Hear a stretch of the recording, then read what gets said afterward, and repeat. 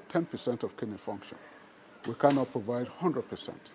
But 10% of kidney function, especially if the patient still has some kidney function, is plenty to sustain life. But in addition to that, we have to use several medications. So 4 hours is average. The longer, the better. Technically speaking, a nursing unit, because the nurses know all the protocols.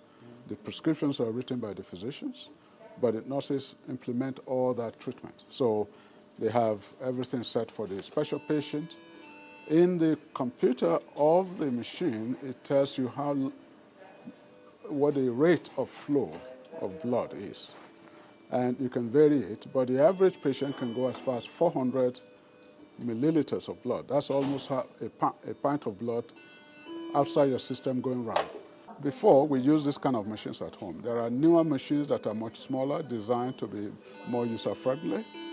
And at home, with the same setup, but inside the machine, you have a system that prepares the pure water, which I'm going to show you later on. Here, we do it for all the units here. But you have your own machine. Oh, okay. So and the we patient train. can get...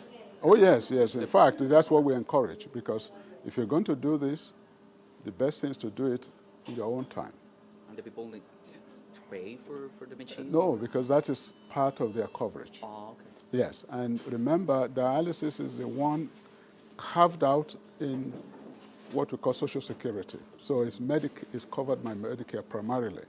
You have to, of course, select patients who are well enough, and you want to select patients who have good support at home. Traditionally, what we do is we train one member of the family to do all that process. I'm from Canada. We used to do this 38 years ago at home. The idea is we train the family member, they prepare, you have to check the blood pressure, check the weight, because you need to remove fluid that's accumulated between dialysis at the same time. And then you program it in, and off you go. So you can do it at your time after dinner. Okay. So instead of being interrupted, which is one of our main goals now, during the day where you have to come for a shift, you can do it at your own time.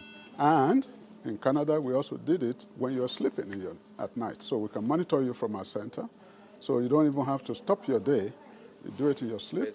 And then you wake up in the morning, you're ready to go, boom, boom, boom, and you do much better. But it does require a lot of technology and secure power supply and all that sort of thing, yeah.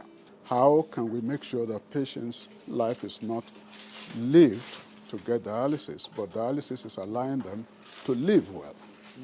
And we did that I'll give you some more stories. In Canada, I have people on farms with their well. I create their own home dialysis facility. I've taken patients on cruise ships because they can't travel, because they're afraid.